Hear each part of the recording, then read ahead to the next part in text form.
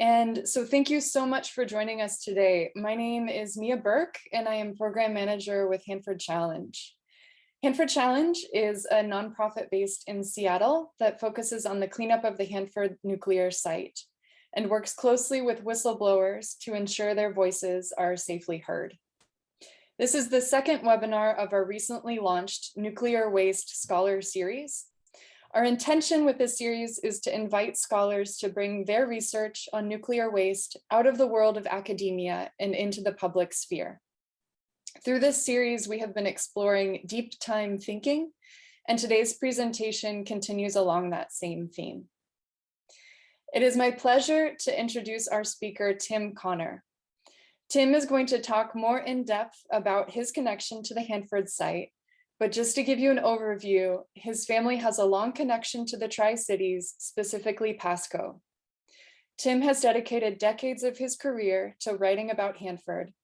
He was the Associate Director of Hanford Education Action League, and he served on the Hanford Concerns Council, where workers could have their concerns addressed in a safe environment. Tim has published multiple books, and his most recent book was released on May 10th of this year.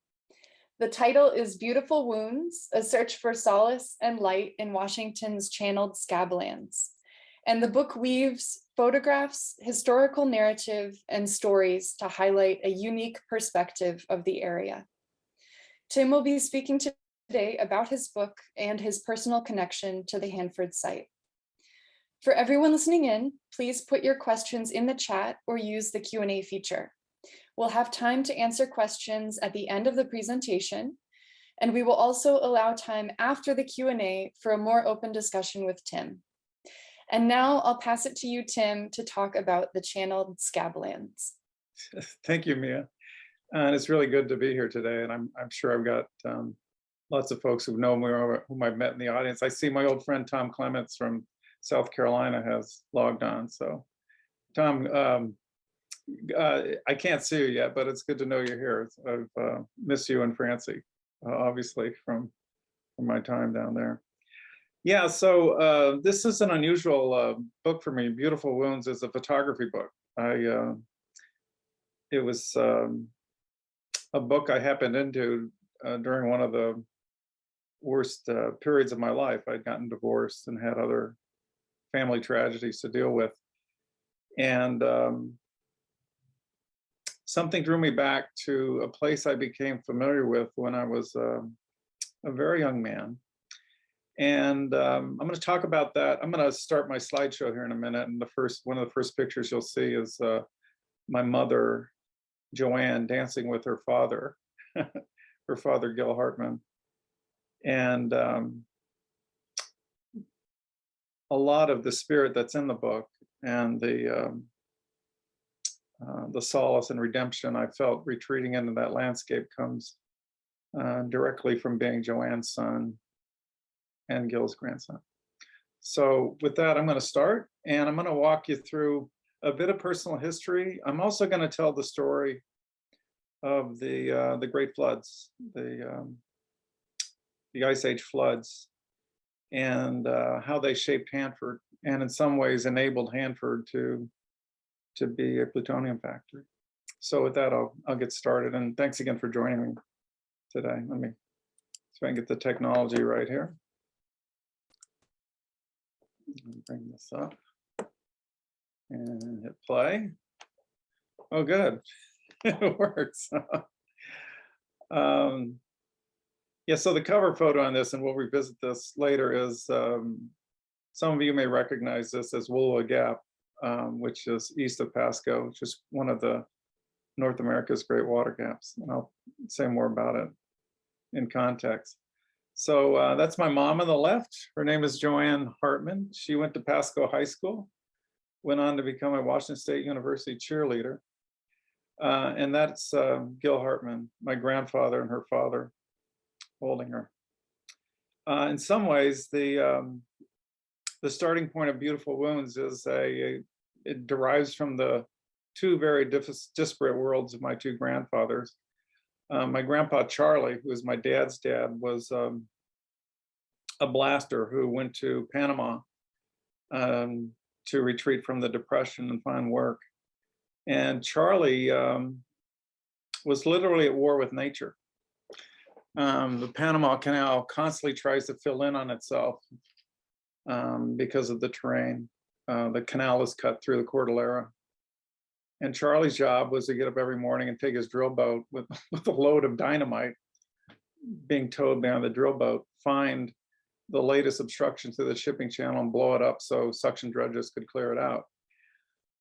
So his approach to life was really sharpened by the adversity of the Depression, as was Gil's in a way.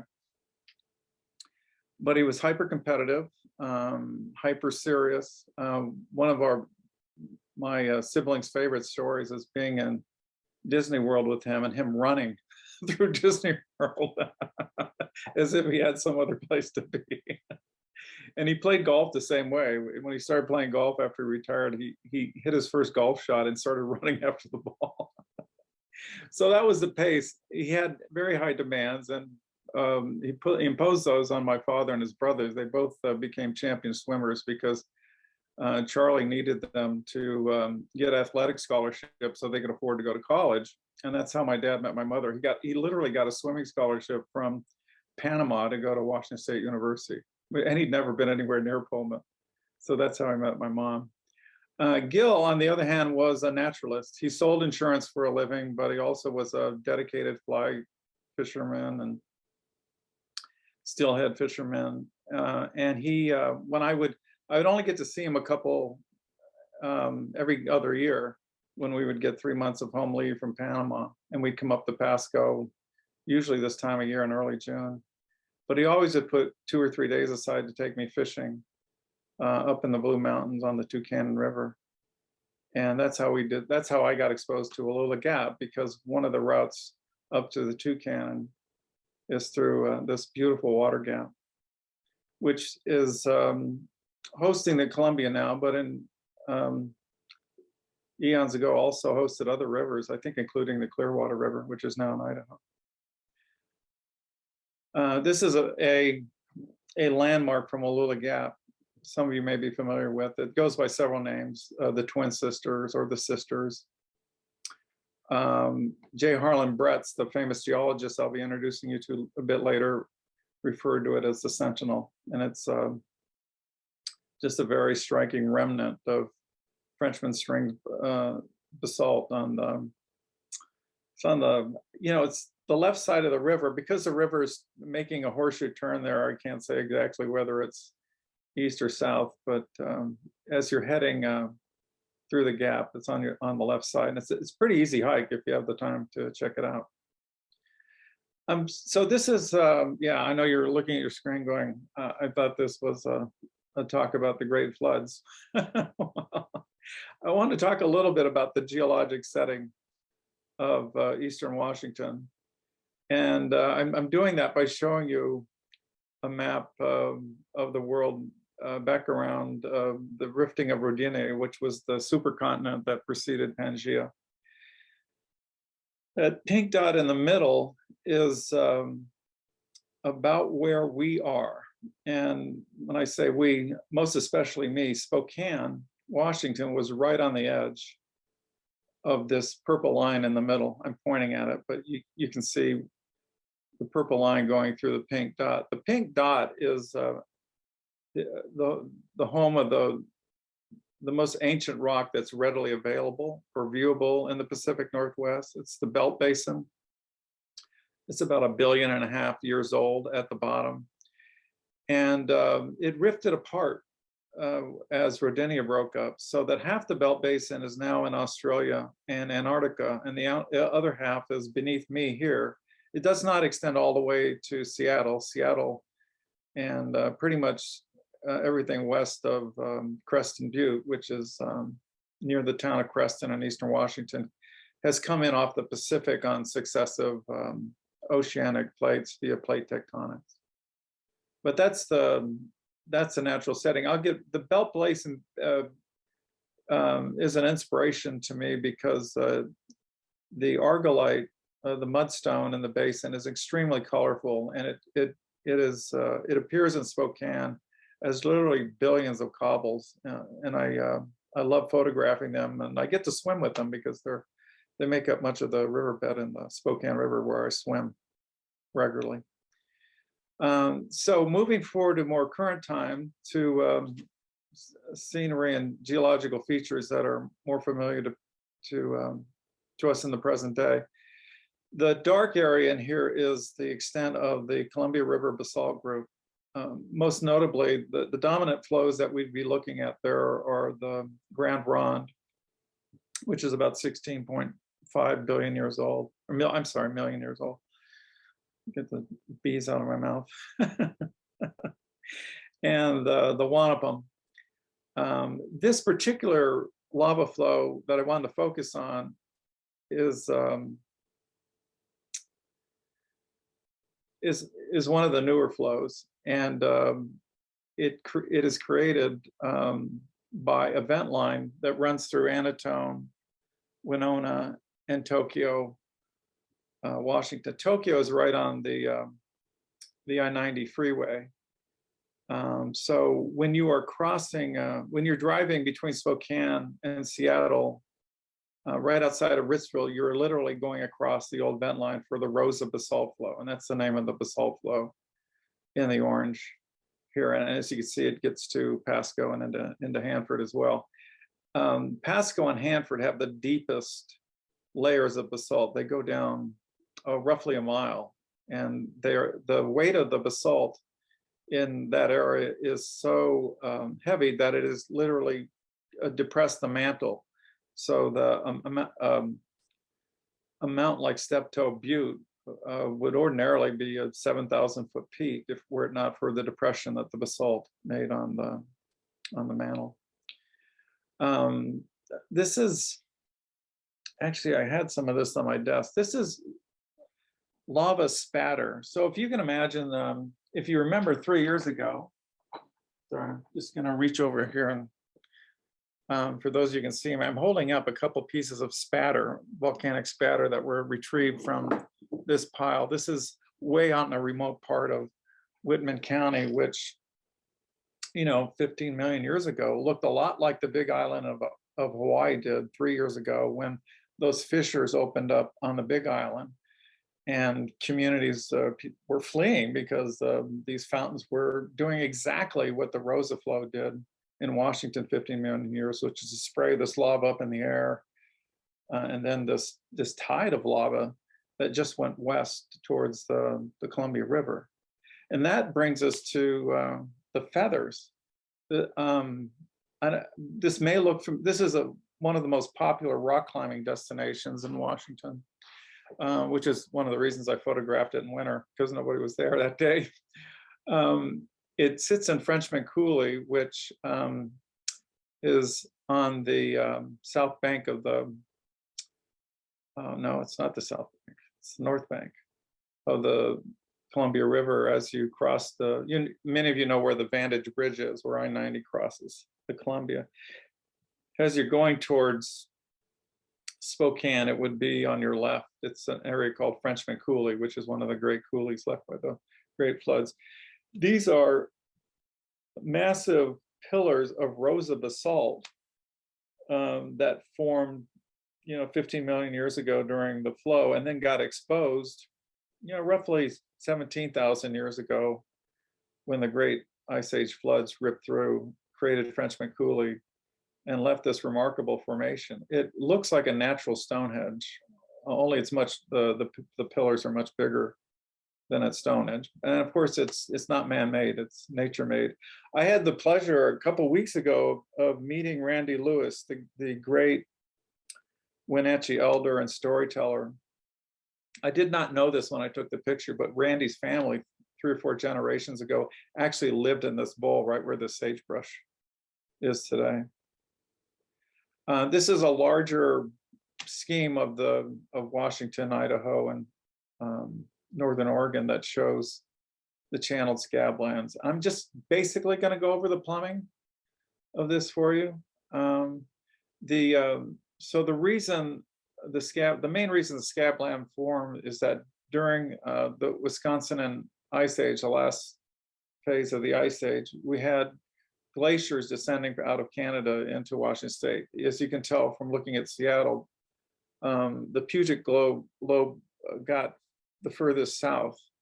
The one that created Glacial Lake Missoula, which is the predominant source of the waters for the great floods that created the channeled scab lands, is the Purcell Trench lobe, which, if those of you are familiar with Lake Pend Oreille and the city of Sandpoint, that is where the glacier basically sealed off the Clark Fork River and created this massive lake in western Montana called Glacial Lake Missoula. So every 100 years or so, sometimes more frequently than that, the ice dam would shatter. And that is what would send this inland tsunami down through, well, down the Purcell Trench, right through Spokane. Spokane is a scabland city, even though most of us who live here have no idea about that. They think the scablands is somewhere else. but Spokane was right in the nozzle of the channeled scablands. So it's flowing to the southwest. It makes the turn at Wallula Gap, which is at the bottom there, just to the right of the Tri-Cities, and then goes all the way through the Columbia Gorge out into the Pacific, because so much of the world's water was trapped in ice. The shoreline was actually quite a bit further offshore than it is today. This is the Clark Fork Delta. So this photo was taken right where the ice dam docked against Green Monarch Ridge, against a formation, a geologic formation known as the Wallace Formation, which is part of the ancient Belt Basin rocks. And this is a different angle on the ridge. This is from the north shore of Lake Pend Oreille. Green Monarch Ridge is dead in the middle of the photo. It's where that snowy slope is. And when I first saw this scene, I was puzzled because it looked unnatural. It looked like somebody had taken a trowel to what I now know is Green Monarch Ridge, and that is where the Purcell Trench Glacier slammed into the mountain, and that's what stopped the glacier and dammed up the Clark Fork River. Yeah, so this is from a fairly recent USGS paper on the Spokane aquifer, showing what Spokane looked like when Lake Missoula overflowed. So I put this in my slideshow primarily to get people in Spokane to gasp. So if you're gasping, fine, but they do. Okay, so this, if there's one picture to me that summarizes the power of the great floods, the Ice Age floods, it's actually this one. This is the so-called Willamette Glacier. At least that's what we named it. The Native Americans named it Tomanoas. They found it first, but they left it where it was. It was rediscovered, so to speak, by white farmers, European farmers in the Willamette Valley in 1902, and they tried to move it because they wanted to move it onto their land and sell it. It's a long story, and it's brilliantly told by Jack Nisbet, who's one of my writer friends in Spokane, who wrote about it first in his book, Ancient Places. So anyway, to make this long story short, it wasn't long before people observed that there was no impact crater where the Willamette meteor was found. And what we know now is that the reason there's no impact crater in the Willamette Valley for North America's largest meteorite is that it landed up in Canada, got trapped in the Purcell Trench ice sheet, and got seriously unmoored when the ice dam broke. So this 16-ton chunk of iron and nickel made the trip on an iceberg from Sandpoint down through Spokane, somewhere over the ridge. Maybe it went through Grand Coulee, maybe it went through Lamont to the east, but eventually made its way to Wallula Gap, spun around, did the whole 90-degree turn there. went all the way down through the Columbia Gorge, took a left near Portland, and got stranded. The iceberg got stranded and melted on a hillside in the Willamette Valley. And that's how the Willamette meteor got to the Willamette Valley. It's mind-blowing, I think. And this is a photo of J. Harlan Bretz. He's the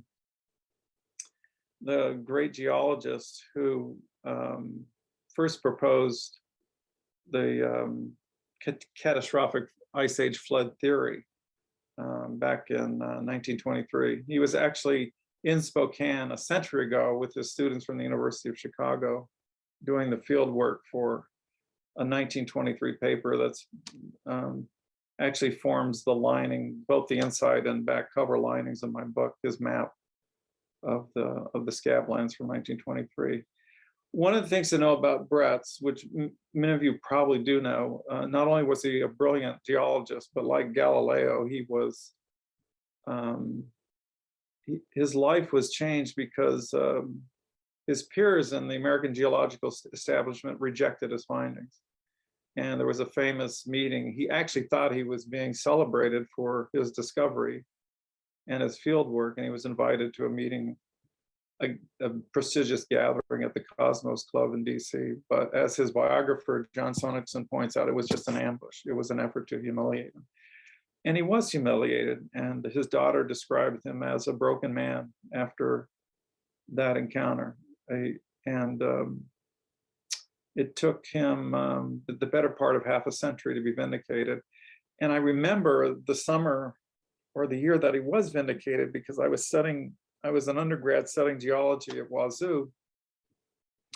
WSU, Washington State University in Pullman. And my teachers had just gotten word that he was 96 years old, and he was finally getting the Penrose Medal, which is the highest award given to American geologists. And they were just thrilled, and their excitement was something I noticed. I encountered Bretz a few years after that. I was a young researcher, journalist, and I had just begun working for the Hanford Education Action League as their researcher. And Bretz had done a paper in which he described the Pasco gravels and Cold Creek Bar. Cold Creek Bar is the deposit at Hanford upon which Purex and the predecessor plutonium plants were built in the 40s and 50s. And so what I discovered was the Cold Creek Bar was the mechanism by which waste at Hanford could be poured on the ground and disappear rapidly. So it became sort of of course, Tom, you can't do that at Savannah River Plant. I mean, if you dump something on the ground at Savannah River Plant, it just bubbles up. Waste packages float sometimes at Savannah River Plant because there's just nowhere for the water to go. There's lots of room for the water to go at Hanford, down through the Pasco gravels. The problem is it would go down and interact with the water table basically at the level of the Ringgold formation, which is an ancient lake bed below Hanford, and then go down gradient to the Columbia River. So my report, Hot Water, which I did with help from Norm Buskey and Linda Josephson, the two Greenpeace scientists that I was working with at the time, established that something that Hanford geologists and other officials were denying at the time, which is that contaminated groundwater from those waste plants near Purex and the other facilities could and would reach the Columbia River. So back to the Bretz story. Bretz was just an inspired scientist, and in 1910, before he was even a formal geologist, he was living in Seattle teaching high school, and he heard the USGS was publishing a map, a geologic map of the area below Quincy, Washington, which is where Potholes Coulee is. So this is this 1910 map of the Potholes Coulee. The problem for Bretz was in 1910, even though this map was exquisite, nobody in the geologic community in the country had an explanation for what the heck that was doing there. And it kind of irritated Brett's that nobody was urgently concerned about it. But it really inspired him to figure out what caused this. So this is the scientific scale of this. If you can read the isoplus looking down, here's what it looks like if you're standing at the back rim. This is a photograph I took a spring, maybe 3 years ago. It almost looks like I'm in an airplane or that it's taken by a drone, but I'm literally standing on the back wall of the north alcove of Potholes Coulee. Potholes Coulee is so big, I cannot get it in one photo. I would have to be up in an airplane to get it in one photo. This is just half. This is the northern half of Potholes Coulee. It's on a bench above the Columbia River. The water drained from the Quincy Basin. The floodwaters drained from the Quincy Basin. This is one of the major outlets to the Columbia River from the floodscapes above. And this is Brett's amazing map. I mean, he and his students walked this terrain and hitched rides on trains to put this map together in the course of less than a year and a half. Just amazing work. And you can see the channels. Spokane is in, well, Spokane is about right where I am on my screen anyway. It's at the top right corner. So you can see why Brett's originally referred to the flood as the Spokane flood, because it looked like it had, if it didn't begin in Spokane, it certainly had come through there in a major way. And so now I'm going to show you, so the art of this project for me was to get, how do I put this? In some ways, it's a tribute to my mom's eye. Because I grew up in Panama, the contrast between growing up in a rainforest and visiting Pasco in July is dramatic.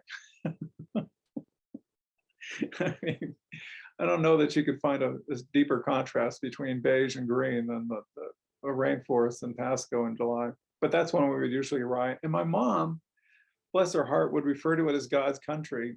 And we would all just, I mean, I'm sitting in the back of the station wagon with 4 sisters and a brother. And we're rolling our eyes saying, what is Mom talking about?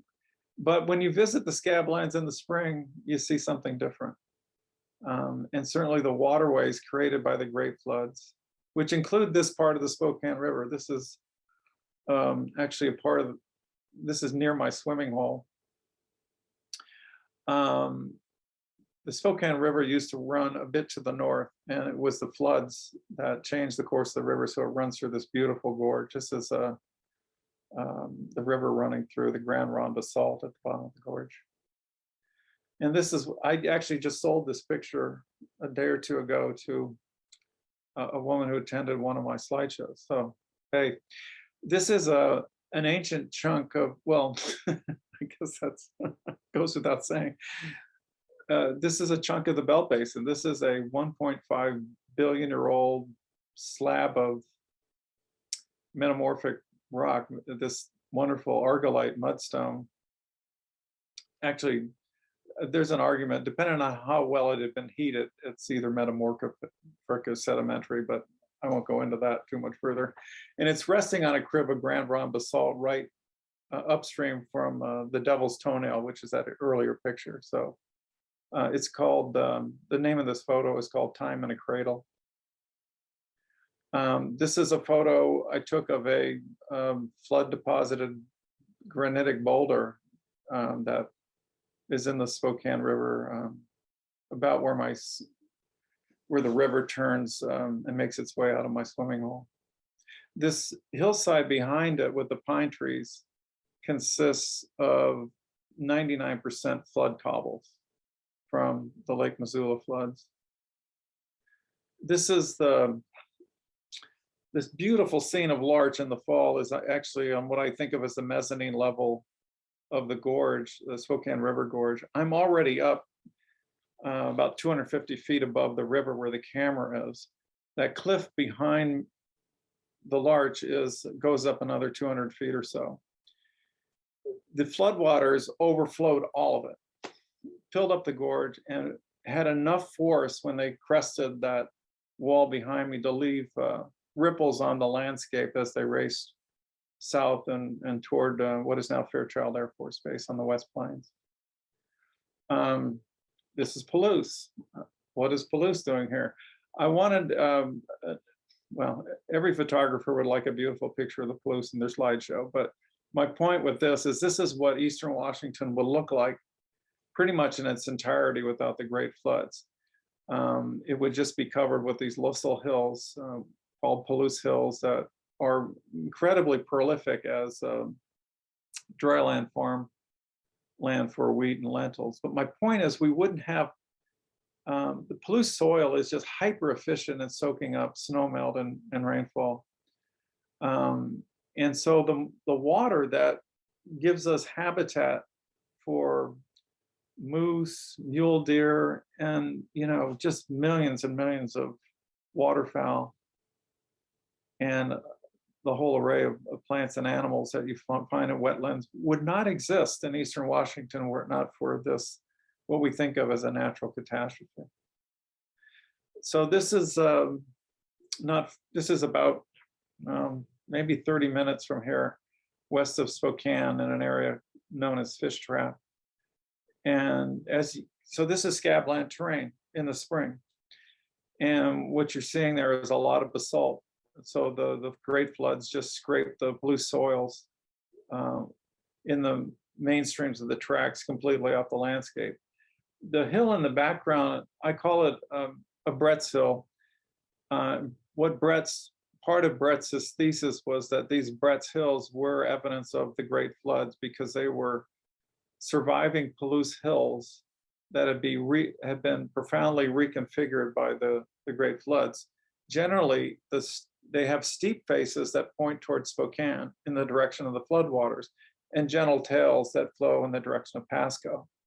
And if you look at a map of the Scablands, you'll see these lone hills and then nests of these Brett's Hills, all basically lining up to where the water was flowing. This is another area nearby. I just liked it because there's a big chunk of basalt there with some beautiful camas blossoms growing around it, camas bog. Of course, this is Palouse Falls, and this is where the water was that stormed out of Spokane and headed more toward the eastern track was headed.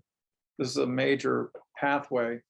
I mean, the Palouse River was not here when the first flood hit. It was actually running to the west of where it is now, through Washtucknacooley over to Connell, and then down towards Pasco, where the Palouse River used to flow into the Columbia River. It flows into the Snake now because the great floods just basically excavated a new gorge for it, and that's the gorge that the river is flowing into now. This is another Palouse Hill near the town of Willamette, where it just allows you to see better the shape that Brett's noticed when he was doing his field work, with the steep slope on this side pointing towards Spokane and the tail pointing toward Pasco. And this is where we can get to Hanford. Excuse me again for taking the scenic route. I get needled about that a lot.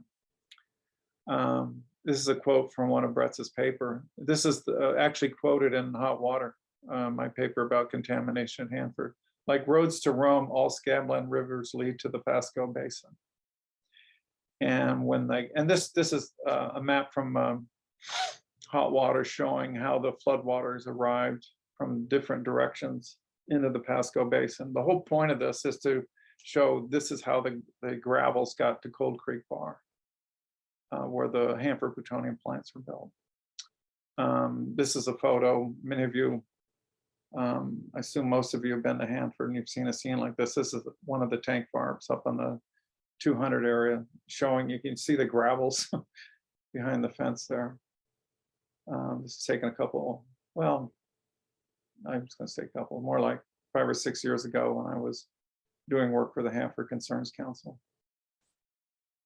I think this is from a Hanford Challenge publication. Thank you for letting me steal your graphic. I thought this was better than the one I had in my report, but it shows the cross section at the top shows the basic dynamics of the, the waste flowing down through the liquid flowing down through the vadose zone, which is Pasco gravels, until it reaches the saturated zone, which is pretty much where the ringgold is, and then going towards the river. And the map on the left shows the tritium and nitrate plume. We established in doing hot water, I say we, I mean Norman, Linda, and I, that there was also strontium 90 that was flowing in that plume and entering the Columbia River through underground springs.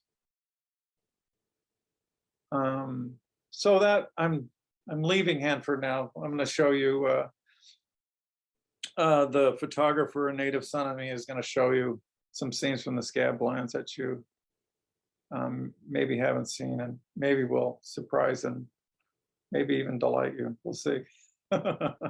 This is back in Potholes Coulee. This is a waterfall below Judith Pool in the north ventricle of the coulee.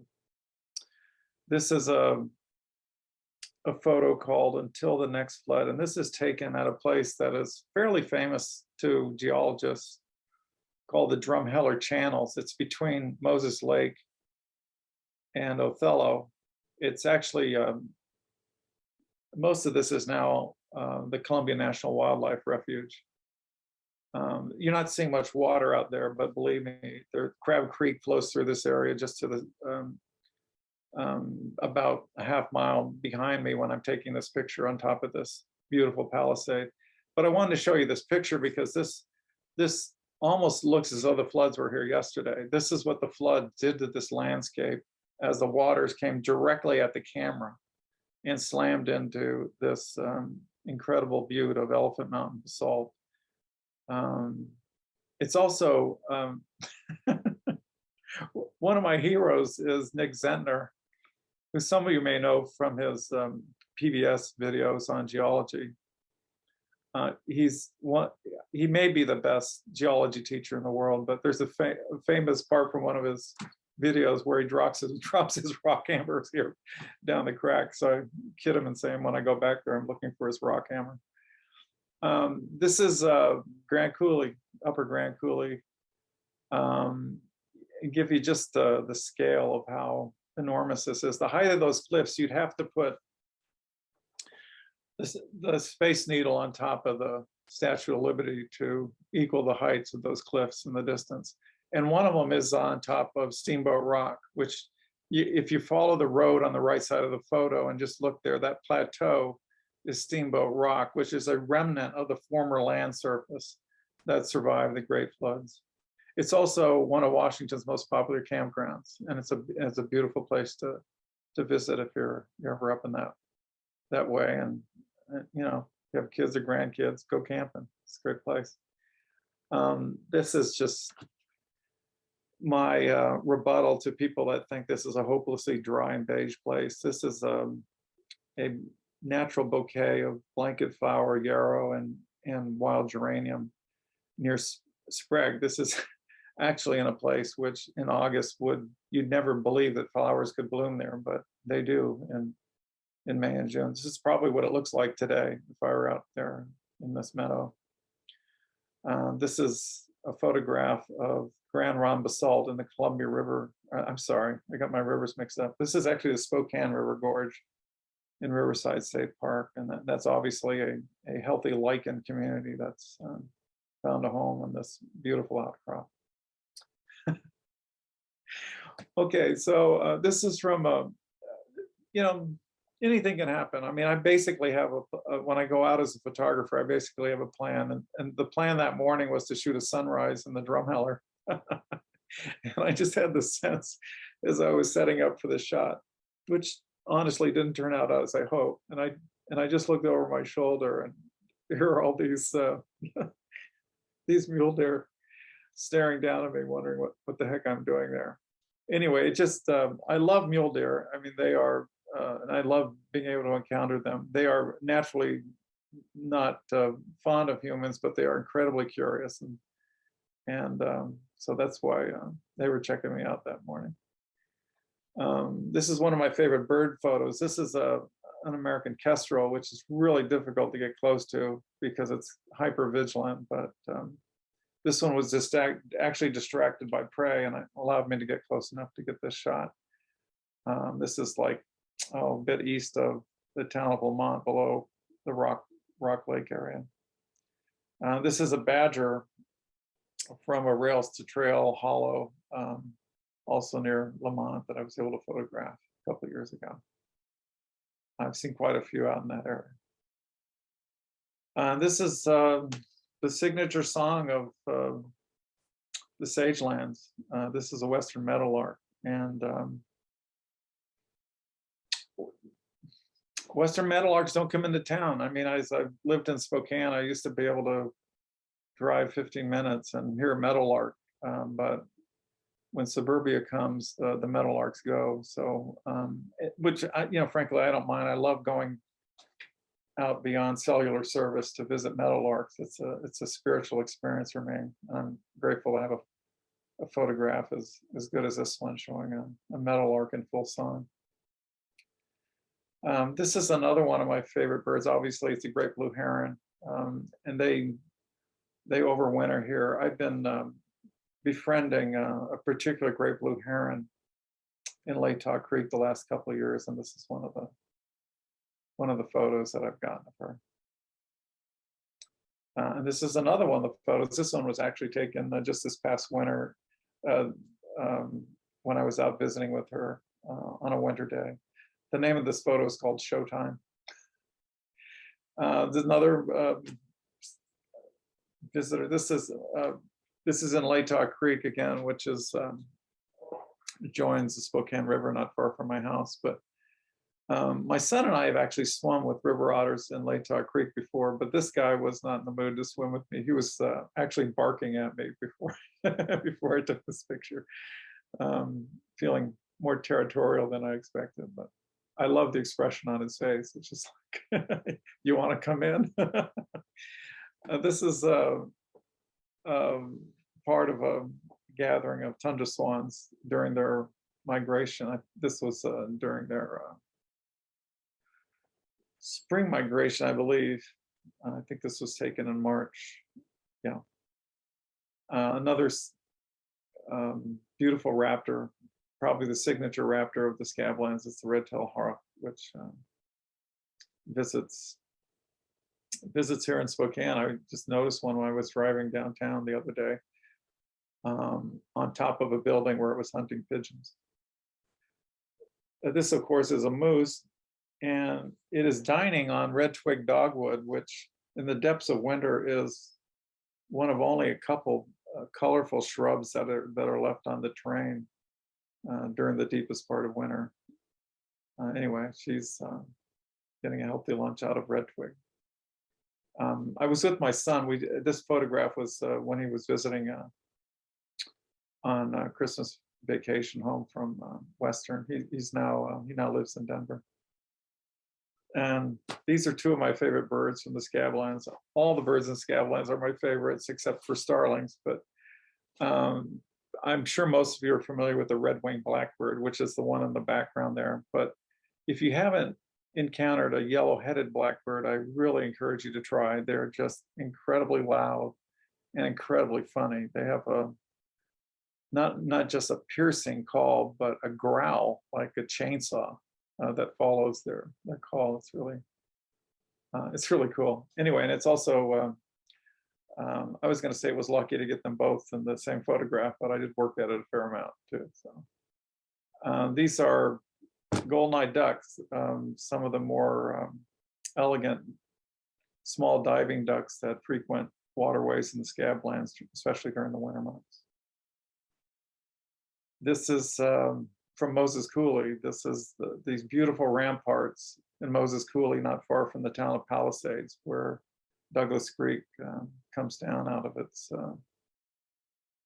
I think, off Badger Mountain. So I know you think, well, there's a Badger Mountain in the Tri-Cities, which there is, but there's also one up here on the Waterville Plateau. So this is an interesting photo because this is another encounter with a mule deer herd where there were both both males and females, including this young buck, who was really curious. He is actually approaching me in this photo. I mean, he was coming right up to me to see what I was about. And so that seems like it's unusual behavior, but part of being, part of what I love about this experience is taking the time to develop relationships. And I have a relationship with this herd. I know where it is. And the part of the secret to it, because they're a matriarchal society, is to get in good with the moms. And my friend Jim Taft, who used to work with me at Heel, had experienced how important that is. One day we were canoeing down the Hanford Reach, and we got charged by a mule deer doe when we were trying to disembark onto one of the islands there. And it was just, we were not, we were perceived as a threat. So, you know, my approach is to be very gentle and try to make eye contact. And so that's how this photo came about. I would not have been able, this would not have happened had I not had the tacit acceptance from this young buck's mother. This is another photo from Willamette Gap. This is a level up at the level of the sisters. I included it because I just wanted to show you the force of the water. All of that, all of what you're looking at was under 100 to 200 feet of water during the apex Missoula flood events when they arrived at Willamette Gap. This is called Carrie's balsam root. The pinkish flower is wild onion. It's just, this is what's happening right now out in the Scab lands west of Spokane, out in the pines. And this is one of my swimming partners. During the summer, I swim as often as I can, usually every day. And I swim with a camera, and I try to find red band trout and swim with them. One of the reasons this is in here is because for those of us who work on environmental restoration, the environmental restoration of the Spokane River is one of the great success stories in our region. A century ago, it was an open sewer. It was so, I mean, we just put sewage right in the river. And I won't tell you the whole story of how that happened, but Expo 74 was a turning point where the city really had to do something about its river. The Clean Water Act had just come in. And so the city did, and the city, to its credit, even though I've been battling with the city on everything from securities fraud to Spokane police abuses, they've actually done a really good job. And Spokane is about to turn the key on probably the most advanced municipal wastewater system for its size in North America. And we can thank my friends at Spokane Riverkeeper and the Sierra Club for that as well. But it's a huge success. I mean, I've been swimming in the river now for 15 years. I've yet to get sick from swimming in the river. And the fact that the signature fish exists there is a sign of its health. There you are.